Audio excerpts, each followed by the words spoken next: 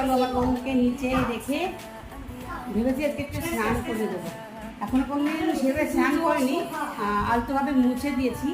তো আজকে ভাবলাম যে একটু স্নান করাবো। তো চলো দেখি কতটা করতে পারি। সহজ না, জানো জানো জানো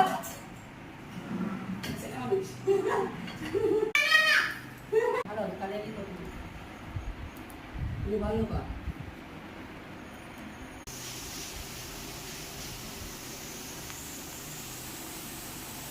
তোমার ধান খেয়ে গেছে?